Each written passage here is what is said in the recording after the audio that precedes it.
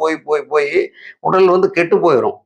ஆனா இதனால தான் கெட்டுச்சுன்னு நமக்கு தெரியாது. நாம ஏதோ சாப்பிட்டோம், இல்ல நமக்கு உடம்பு சரியில்ல, ஏதோ ஒரு காரணம்னு நெனச்சுக்குவோம்.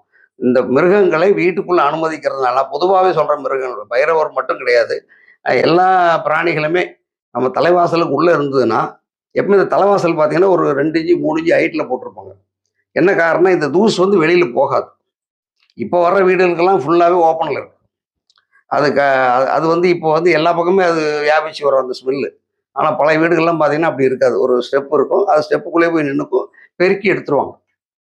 இப்ப அந்த மாரிலாம் இல்ல. அப்ப என்ன ஆகும்னா, இந்த ஸ்மெல்லு குழந்தைகள் சுவாசிக்கும்போது, உள்ளுக்குள்ள போய் இந்த இரைப்பை, இந்த மூச்சு குழாய் எல்லாம் பாதிக்கும். இந்த சுவாசம் வந்து உள்ள போயி, நமக்கு ஒரு எப்படி ஒரு போதையில் இருக்கிறவனுக்கு அது குடிச்சவனுக்கு பார்த்தீங்கன்னா, அந்த வாசம் அடிக்காதும்பாங்க.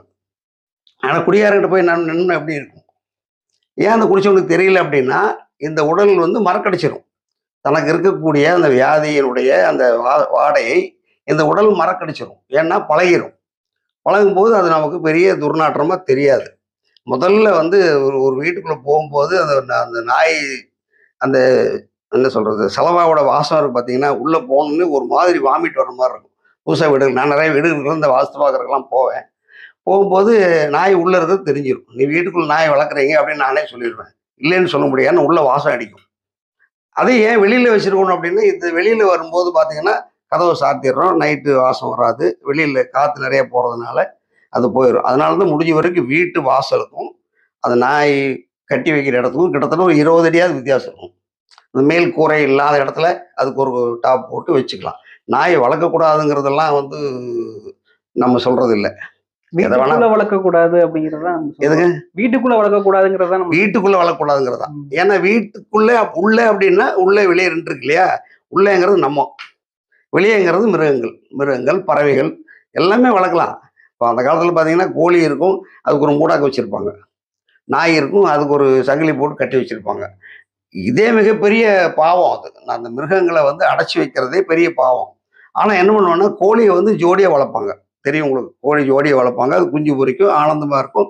அத மூடி வைக்கிறதுனாலயோ, அத பாதுகாப்பா வைக்கிறதுனாலயோ நமக்கு எந்த தப்பும் இல்ல. அதனுடைய இனப்பெருக்கத்துக்கு நம்ம எந்த தடையும் விதிக்கிறது இல்ல. ஆனா இந்த பைரவர் என்ன பண்றோம்னு கேட்டீங்கன்னா, ரொம்ப ஆக்ரோஷமான நாயி அப்படின்னு சொல்லிட்டு கட்டி வச்சு வளர்த்துறோம்.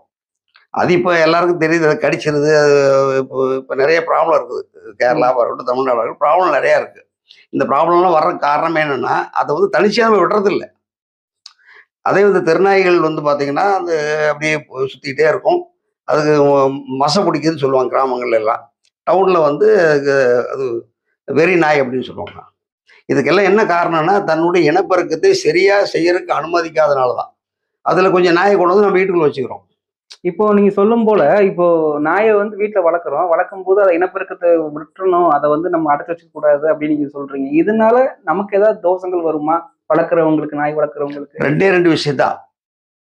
ஒரு விஷயம் வந்து என்னன்னா, மிருகங்கள வளர்க்கறது பாதுகாப்பு. இன்னொன்னு இனப்பெருக்கம் நீங்க பண்ணிட்டீங்கன்னு வச்சு உங்க தோஷ நிவர்த்தி ஆயிரும். இனப்பெருக்கம் பண்ணிட்டா. பண்ணிட்டா. நீங்க அப்ப நான் பண்ணலைன்னா அது என்னன்னா திட்டும்ல அது.